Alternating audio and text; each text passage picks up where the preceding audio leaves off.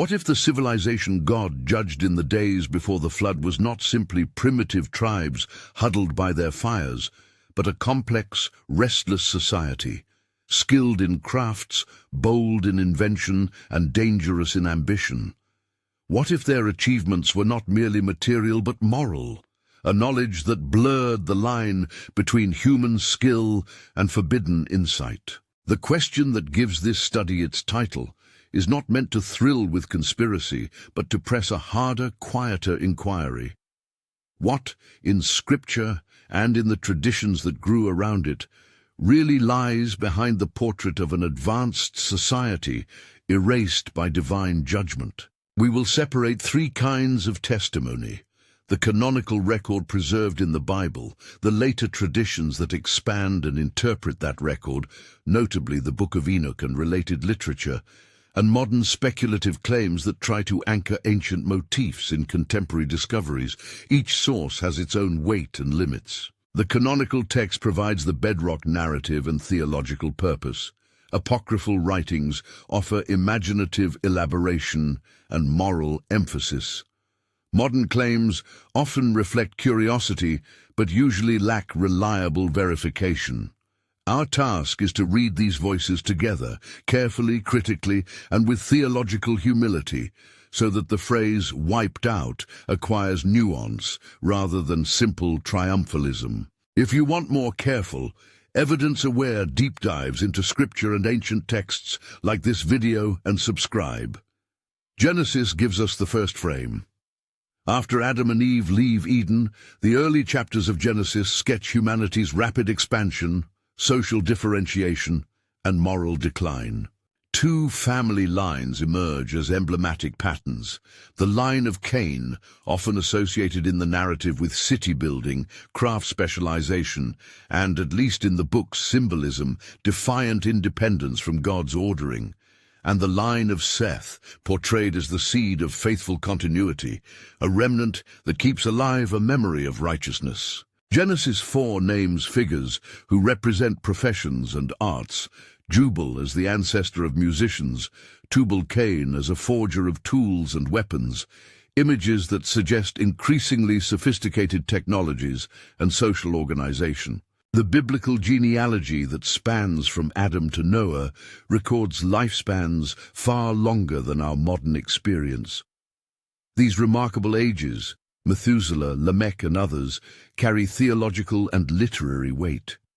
They create a sense of a world whose rhythms and structures are different from ours, a world where generations overlap for centuries, where memory and consequence accumulate in unusual ways. Whether these numbers are literal chronological statements, symbolic markers of spiritual significance, or the result of another ancient reckoning system, is debated among scholars. The narrative effect, however, is clear. The pre-flood world is a long, grand stage on which human choices have amplified impact. Into that stage, Genesis drops a short but loaded passage.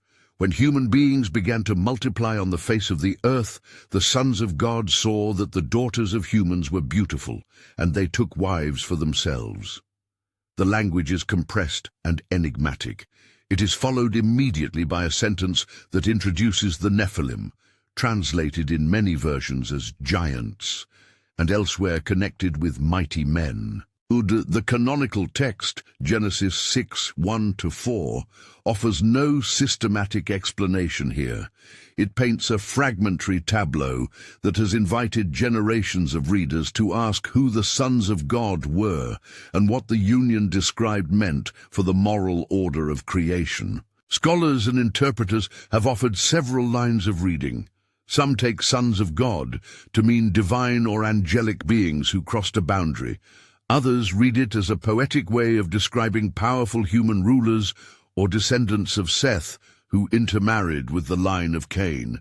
Yet a third group sees it as a mythic memory of gods interacting with mortals, recast into Israelite theology.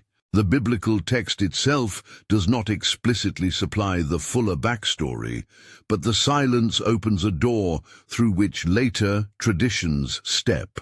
It is in those later writings, most notably the collection known as the Book of Enoch, that the fragmentary Genesis note expands into narrative detail. I must be clear at the outset.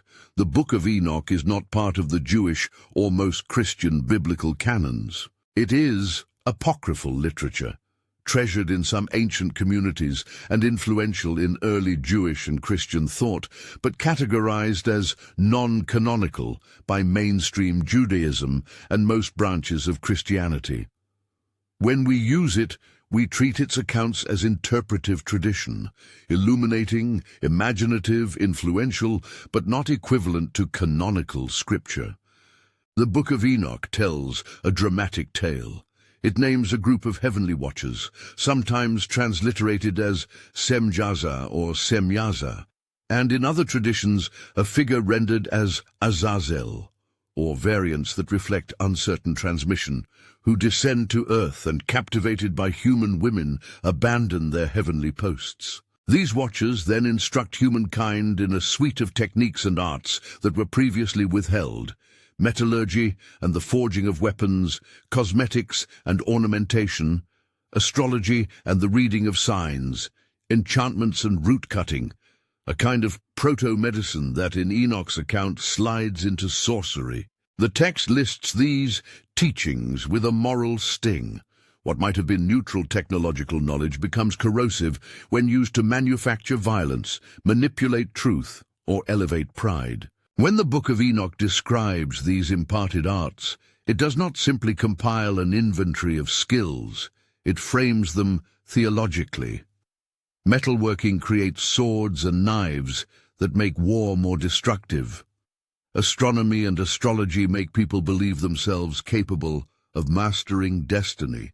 Cosmetics foster vanity and deception. In other words, the tradition is not saying that tool-making per se is evil, but that certain introductions of knowledge, presented as gifts from celestial beings, reoriented human beings toward domination, spectacle, and exploitation. The moral contour is familiar. Tools and knowledge are ambivalent. Their moral charge depends on the heart that wields them. This apocryphal narrative helps explain why Genesis, in its compressed way, links the appearance of the Nephilim and the moral corruption on the earth to the terse statement that the Lord saw how great the wickedness of the human race had become. Genesis 6:5. The canonical writer gives the why in broad strokes. Violence had multiplied. The moral imagination of humankind had become bent toward destruction, and the created order itself was being defiled. The Enochic tradition supplies a theatrical elaboration. Not only did human hearts harden, but the means of harm, new weapons, occult lore, manipulative arts, spread with alarming speed. How did such a society behave? Picture for a moment a pre-flood landscape of large gatherings, crafted structures, and conflagrations of molten metal. Imagine forges hissing like new beasts of industry, fluted towers caught in lightning, men and women wearing ornamentation designed to dazzle, crowds watching those who claim to read the heavens. This is not intended as a fanciful science fiction scene, but as a literary image grounded in the motifs named by the biblical and traditional sources. The danger is not technical proficiency alone, but the rapid socialization of practices that feed pride, injustice, and a sense that boundaries between divine and human, created and creator, male and female, may be bent to human will. The narrative pressure continues. Enoch, a shadowy but pivotal figure in Genesis who simply walked with God and was taken by God, Genesis 5:24, becomes, in the apocryphal corpus, a prophetic voice clashing against the watchers. In the Book of Enoch, he is the one who confronts the leaders of heaven who have transgressed and foretells the coming judgment. Again, Enoch's vivid prophecies are tradition, not canonical scripture, but they reveal how ancient readers tried to make moral and cosmic sense of Genesis's brief lines. Back in the canonical account, God's verdict is devastating and decisive. The Lord resolves to blot out humanity and other living creatures because of the violence that has filled the earth. Genesis 6, 7, 8. Yet even here the text nuances the judgment with the preservation of a remnant. Noah is singled out as a man blameless in his generation who walked with God. Genesis 6, 9. God's choice of Noah is not merely an individual rescue. It is the preservation of a seed, an alternative social order through which creation might be renewed. There is an irony here. The same human creativity that gave rise to cities, instruments, and techniques is also the medium by which corruption and violence intensify. From a theological perspective, knowledge without submission produces tyranny. That is the line the canonical story insists upon. The apocryphal materials dramatize how certain kinds of knowledge became vectors of corruption, while Genesis frames the response as divine action to restore the moral and physical balance of creation. We should pause to note what the canonical text does not do. Genesis 6 is not a technical sociological account of pre-flood institutions. It is a theological summary that names cause, human wickedness and violence, consequence, divine judgment, and preservation, Noah and his family. It does not enumerate the technologies of the age in forensic detail, nor does it insist that every innovation is inherently corrupt. The apocryphal narratives read into the silence to clarify motives and mechanisms.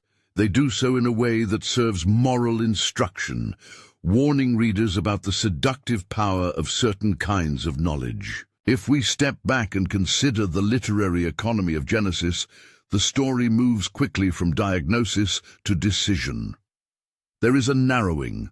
The world's moral arc curves downward until God determines to act.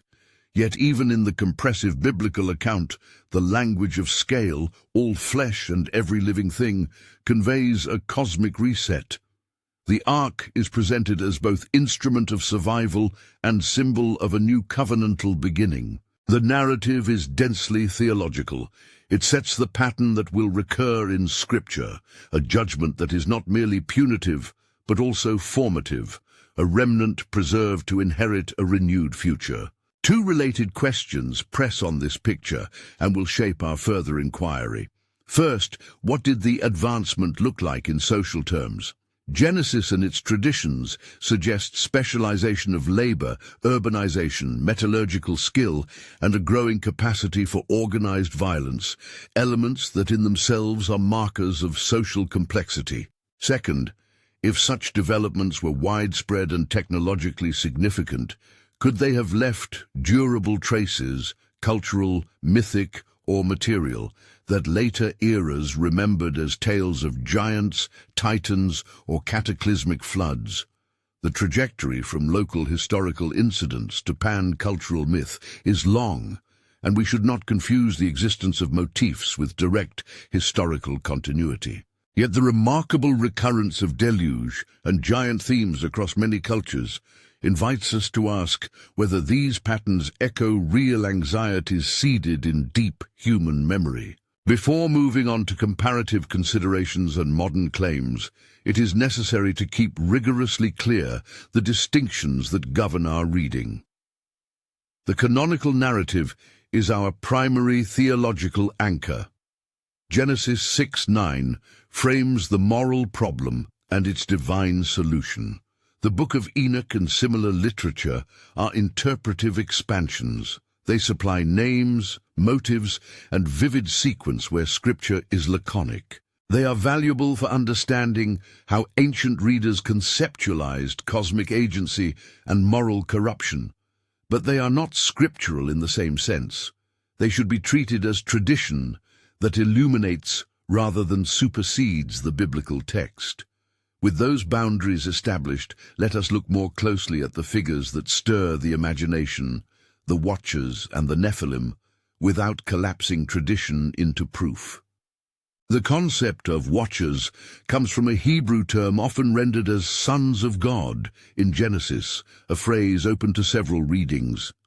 The apocryphal tradition personifies these Watchers as angelic beings who transgress a heavenly order by descending and engaging in illicit unions with human women. The Book of Enoch portrays their fall as an act with both physical and juridical consequences. The mingling produces a hybrid race, the Nephilim, described as mighty and violent. The angels' teaching corrupts human practice, cosmic breach invites judgment. There is a striking moral architecture to this tradition. The Watchers fail because of desire and pride. Their teaching of arts is not an innocent transfer of skills, but a violation of the created distinction between the spheres. The Book of Enoch gives names to leaders. Semjaza or Semjaza-like variants appear in its lists, and to a rebel who taught metallurgy and armaments, traditionally rendered Azazel, though various manuscripts show divergent spellings. The textual history is complex. Names shift in transmission, and modern readers should be cautious about treating any particular rendering as definitive. The point of these names in the tradition is to root blame and make the cosmic disorder personal and intelligible.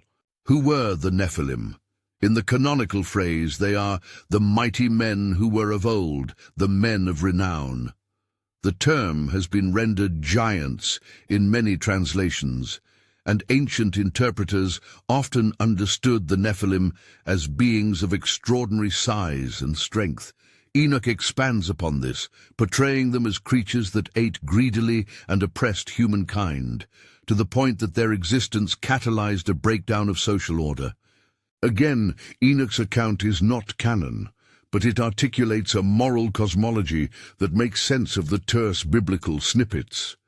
If beings of overwhelming power and little restraint walked the earth, the structures that protect the weak would be dismantled. At this juncture, an interpretive caution is essential. The link between extraordinary physical stature and moral evil is a motif that absorbs symbolic meaning. Many cultures read difference or excess as a sign of either blessing or curse. The biblical concern is not the physical fact of stature per se, but the social consequences when power is unchecked by justice. The narrative emphasis is not paleoanthropology, but theology.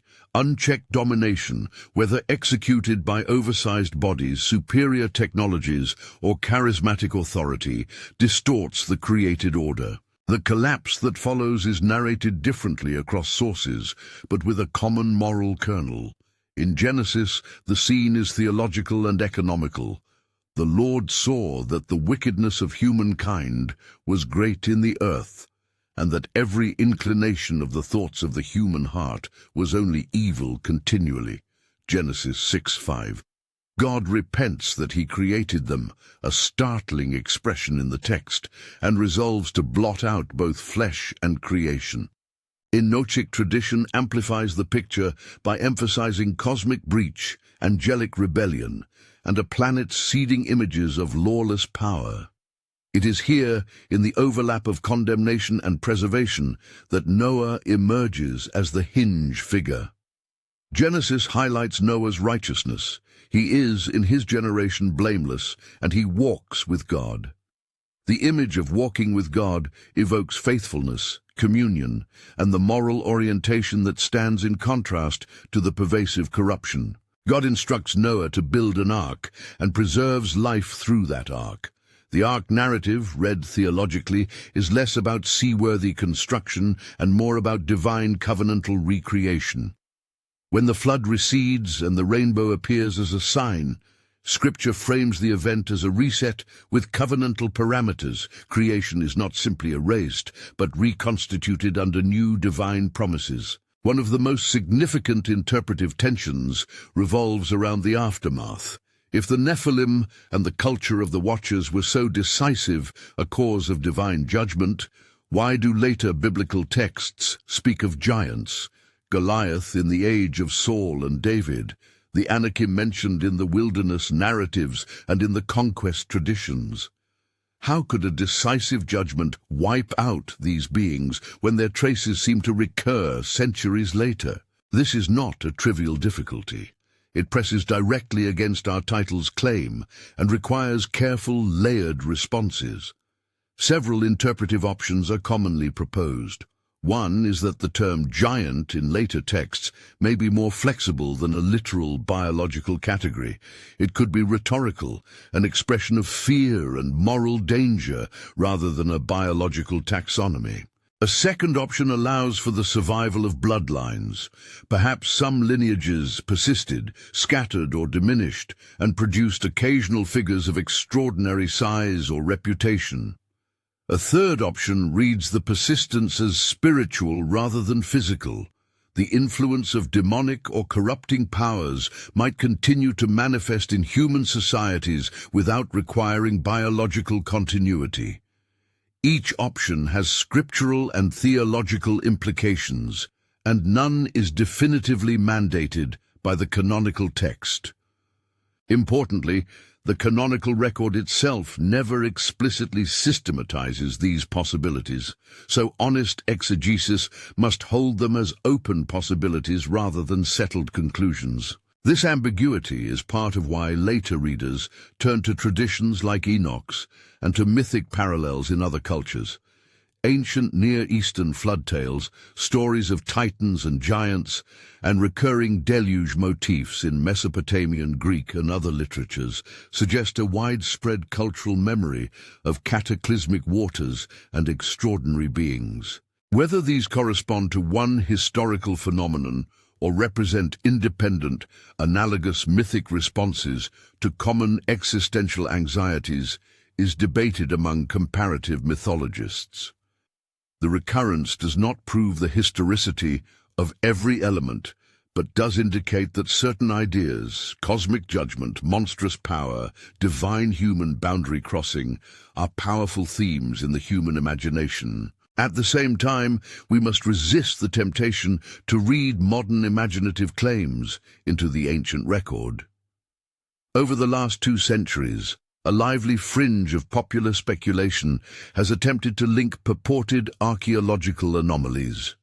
Reports of oversized skeletons, unusual skull shapes, or alleged suppressed finds with the Nephilim narrative.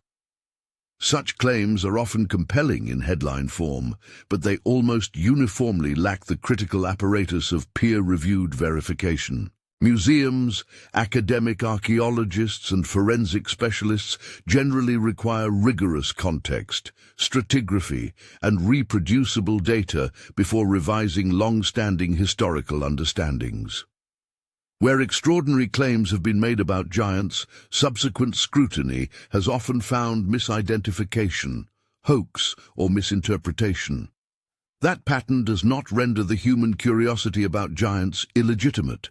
It only requires that curiosity be tempered by standards of evidence. Returning to ancient testimony for a moment, the figure of Enoch again illustrates how early readers wrestled with theological meaning. The Genesis note that Enoch walked with God, then he was no more, because God took him, is short and enigmatic. The Book of Enoch expands that sentence into a prophetic drama. Enoch's ascents, visions of heavenly secrets, and pronouncements against the watchers.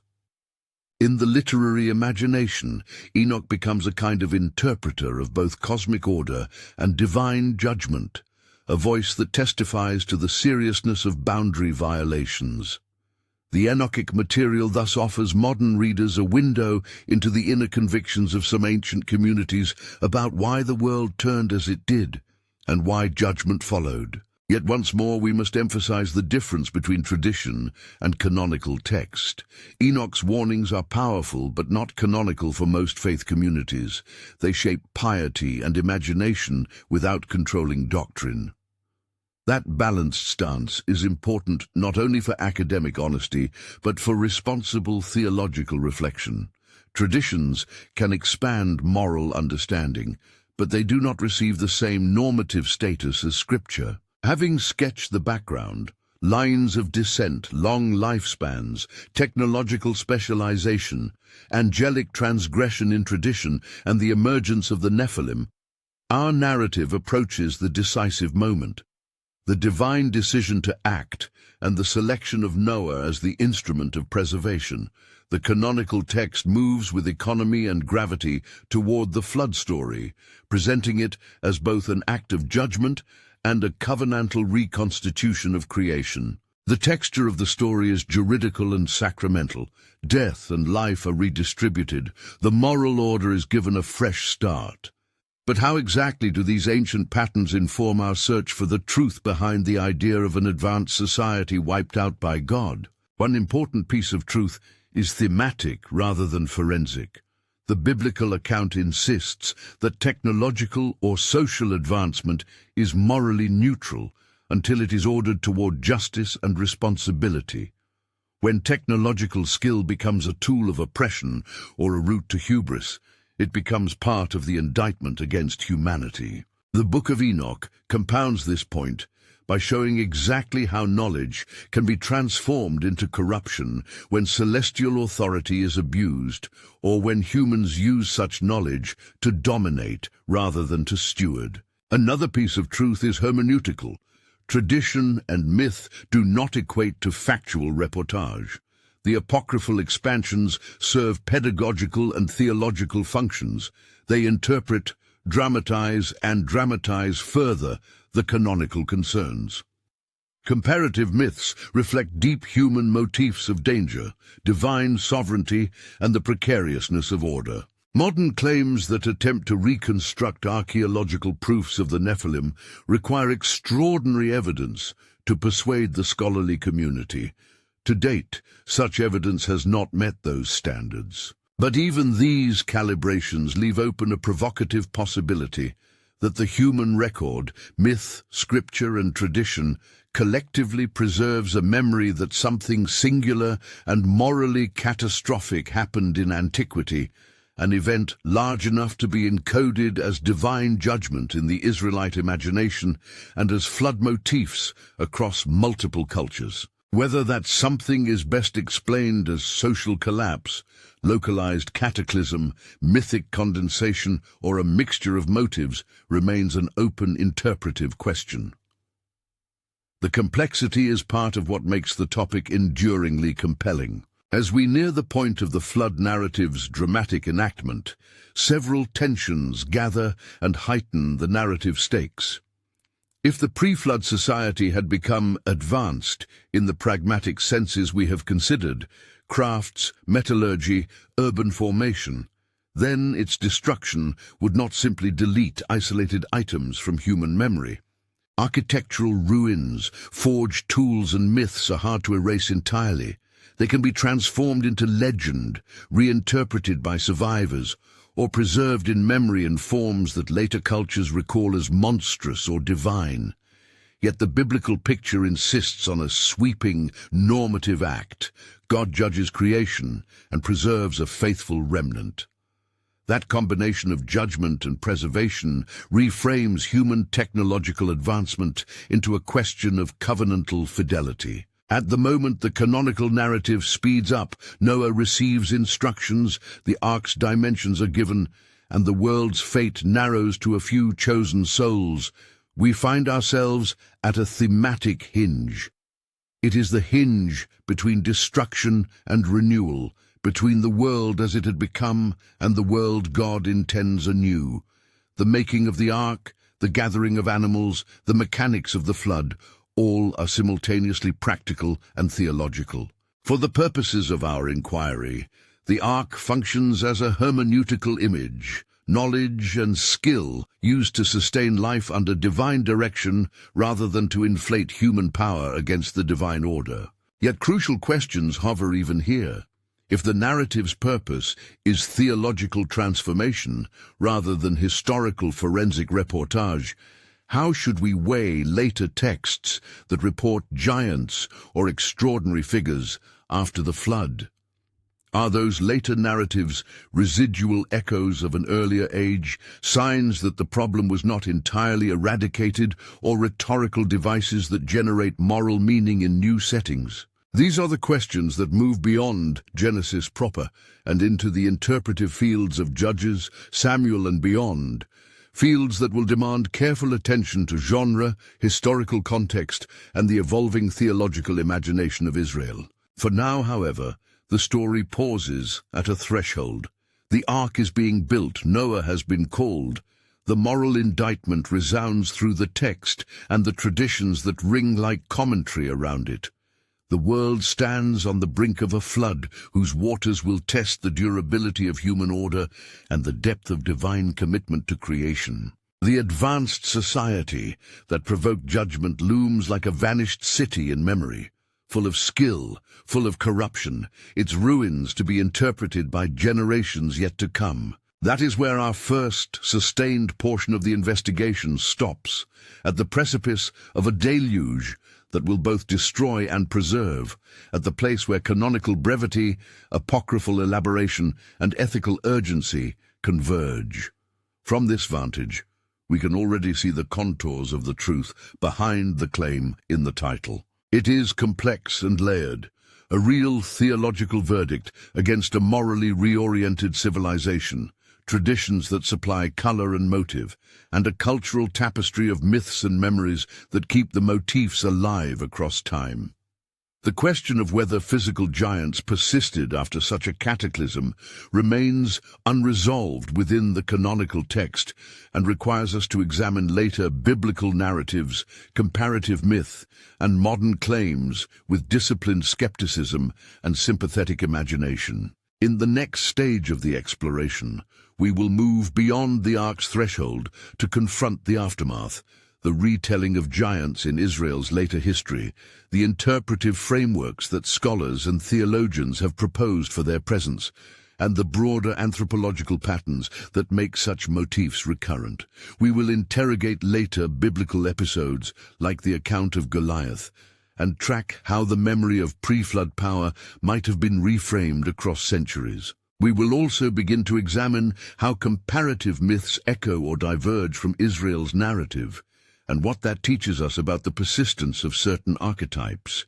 For now, the ancient waters are about to rise, the voices of Genesis and Enoch linger, and the moral questions they pose about the use of knowledge, the nature of power, and the persistence of evil remain urgent and unresolved.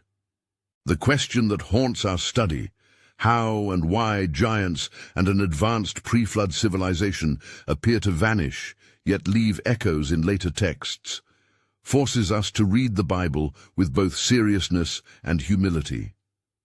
After the ark comes to rest and the covenant sign is given, the canonical record moves forward into a world that is nominally renewed. Yet as Israel's history unfolds, we find references to extraordinary figures and peoples that revive motifs from primeval memory. Anakim, Rephaim, and the warrior of Gath, who becomes famous under the name Goliath. These later notices do not simply repeat Genesis, they rework older themes in new theological and historical settings, and our task is to make sense of them without forcing a tidy resolution where the Bible itself remains ambiguous. Consider first the textual facts. In the wilderness narratives and conquest accounts, the term Anakim appears in reports about the land of Canaan, Numbers 13:33, Deuteronomy 1:28, where the Israelite spies describe themselves as grasshoppers beside the Anakim. The Rephaim are mentioned in various contexts, Deuteronomy 2:10-11, Joshua 12:4, sometimes in a way that suggests an ancient, semi-mythic people associated with great stature. Centuries later, in the monarchy period, the Philistine champion Goliath stands out as an imposing foe, 1 Samuel 17. And Old Testament books repeatedly preserve the memory of giants appearing in Israel's encounters with neighboring peoples. The language varies. Some texts use Nephilim, others Rephaim or Anakim, and the precise meaning of these terms shifts across genres and eras. How should a careful reader construe these references? One interpretive approach treats giant terminology as flexible and rhetorical. In many ancient Near Eastern contexts, honorific or hyperbolic language serves to magnify a group's menace. Calling a people giants might express fear or political anxiety rather than strict anthropometry. A second approach allows for the survival of particular lineages or the occasional re-emergence of individuals of unusual size due to natural variation or genetic conditions. A third approach separates the physical from the spiritual. The persistence of giant-like oppression may be spiritual or institutional, enacted through elites who wield exaggerated power rather than through literal offspring of pre-flood hybrids. Each approach has merits and limits. The canonical text does not force us into a single option, but leaves interpretive space. There are also textual and lexical complications. Hebrew words like Nephilim, Rephaim, and Emim carry semantic fields that include notions of the dead, the powerful, and the awe-inspiring. The ancient reader may have heard multiple resonances in these terms: physical height, ancestral myth, and the moral weight of power. Some texts overlay one layer atop another. A historical tradition of an imposing people may become theological shorthand for chaotic power that must be resisted by God's people. Thus, a label like giant functions at once as a description and as a theological image. This composite character of the evidence helps us understand why the canonical narrative can speak both of decisive judgment and of later reminders of extraordinary power. The flood, as Genesis frames it, is a providential act to address a pervasive moral condition, violence, pervasive wicked inclination, and the defilement of created relationships, rather than a programmatic extermination of every anomalous trait. The later reappearance of large or fearsome figures can be read as a painful reality. Human sin and its distortions have a stubborn afterlife. It may take diverse forms: remnants of certain families, renewed patterns of social domination, or mythic recollections shaped by oral memory.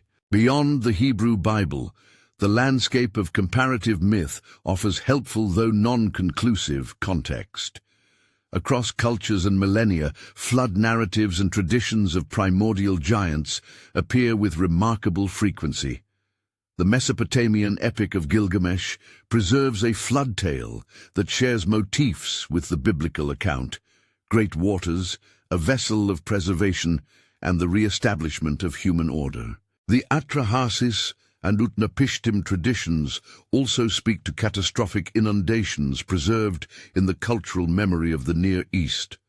Greek mythology recounts the titans and giants, beings of superhuman size who challenge the order of the gods, while Norse sources tell of the Jotnar, antagonists of the Aesir, whose presence shapes the cosmos.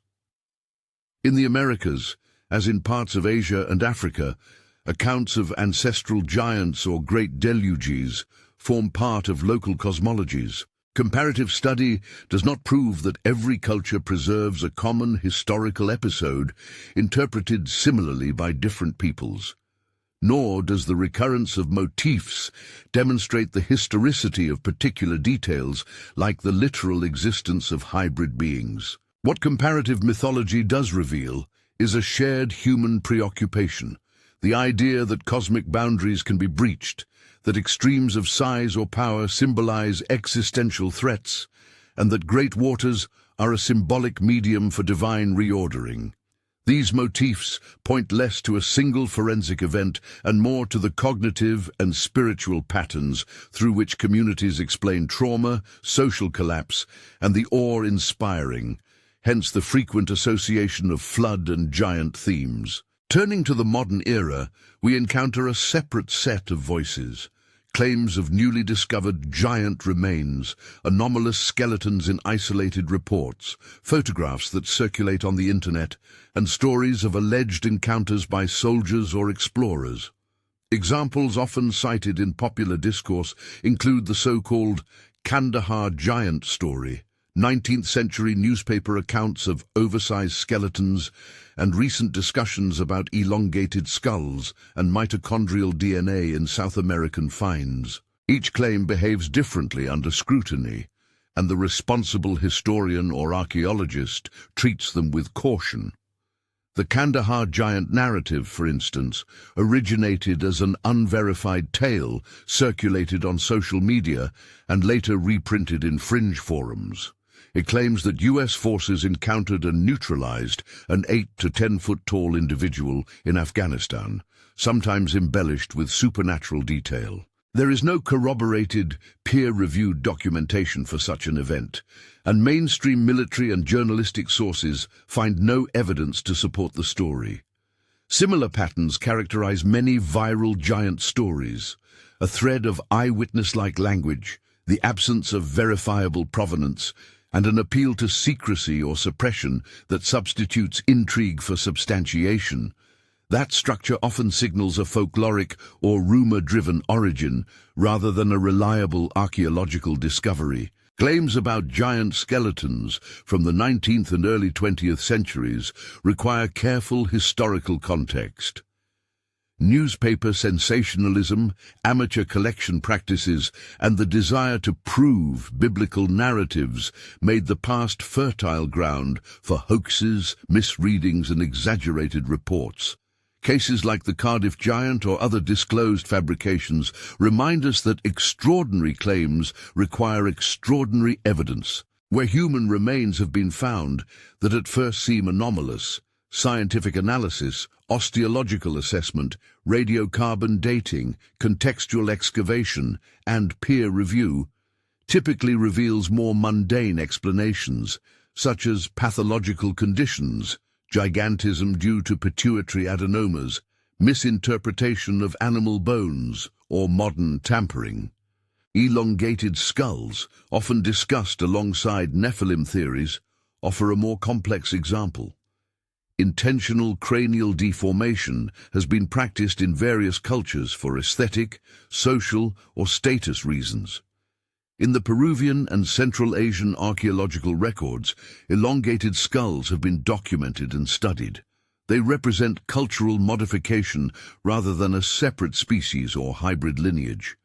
DNA studies of such remains are developing fields and occasionally raise provocative questions about population movement and genetic variation. However, no credible genetic evidence currently supports the existence of a distinct, giant human branch descended from extraordinary pre-flood hybrids. As with other claims, the pattern is instructive. Unusual physical remains can prompt fascinating scientific inquiry, but they seldom vindicate sensational hypotheses without a robust evidentiary framework. Another modern strand involves allegations of institutional suppression, claims that museums, governments, or academic bodies have hidden evidence of giants. These assertions are common in fringe literature and internet communities. Responsible engagement requires asking for independent, verifiable documentation. Where exactly are the finds recorded? In which museum accession log? With what field notes and stratigraphic data? The history of archaeology warns against accepting claims of conspiratorial suppression without rigorous demonstration.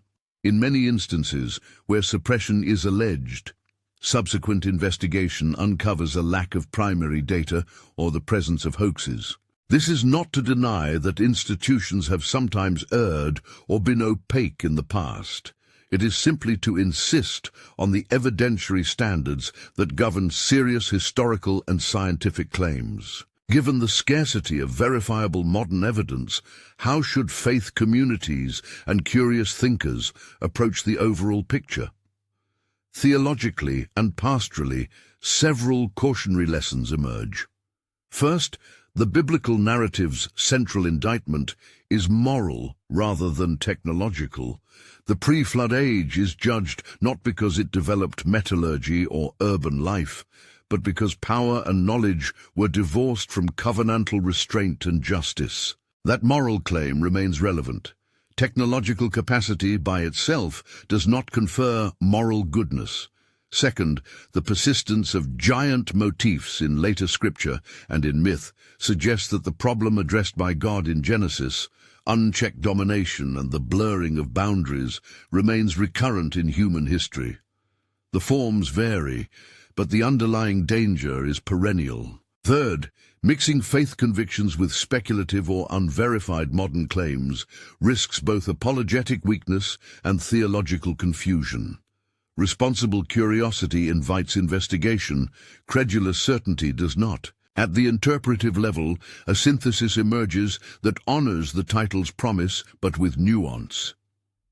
The truth behind the advanced society God wiped out is not a simple archaeological dossier that documents an ancient skyscraper network or a catalogue of suppressed skeletons.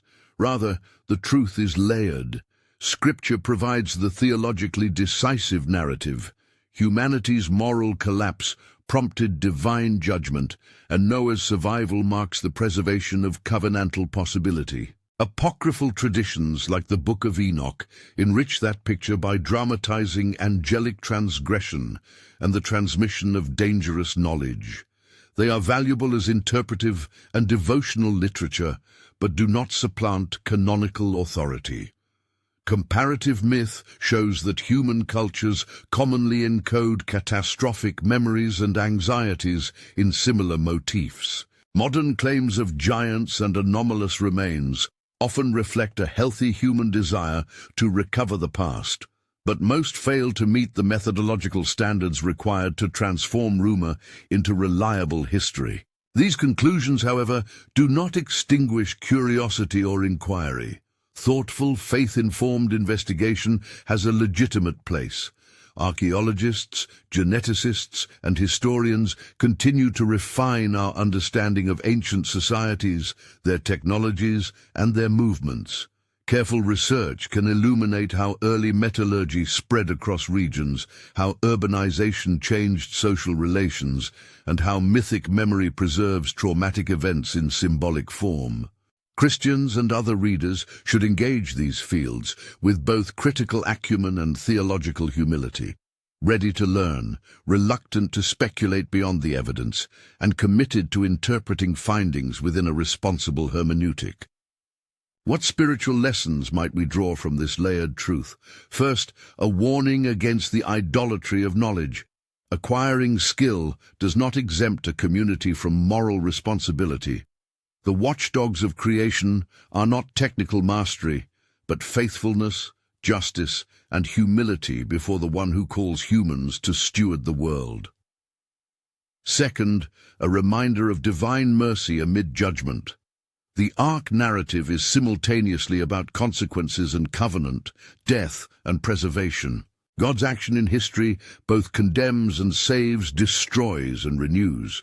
Third, an exhortation to discernment. We should neither be drawn by every enthralling claim nor shut off from exploring legitimate questions about the past.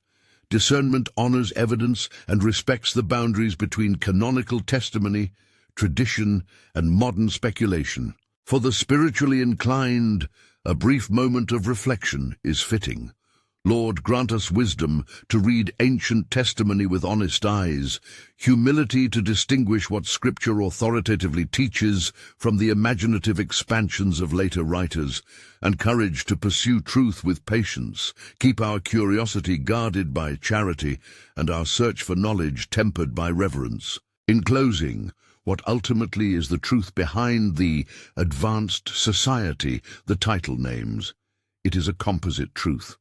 A canonical witness that judges widespread moral corruption regardless of technological level. Interpretive traditions that articulate one plausible mechanism. Angelic transgression and the transmission of forbidden arts. A post-flood record that preserves uneasy echoes of extraordinary power without resolving how those echoes persisted. And a modern landscape of speculative claims that, while often alluring, rarely satisfy rigorous evidentiary tests. The phrase "wiped out" is theologically accurate within Genesis' narrative frame. God did enact sweeping judgment, but historical nuance cautions us from assuming that every trace of that society vanished without imprint. Memory, myth, and occasional historical continuities can carry motifs forward, sometimes reshaped into new forms. If this investigation has left you with questions, that is appropriate. The Bible invites curiosity that is disciplined by love for God and neighbor. If you found this exploration helpful, leave a comment below. Do you think the Nephilim's influence could have persisted in non-physical ways after the flood? Or do you read later giant traditions as rhetorical memory? Subscribe for future evidence-aware studies that keep Scripture central while engaging tradition and contemporary claims responsibly.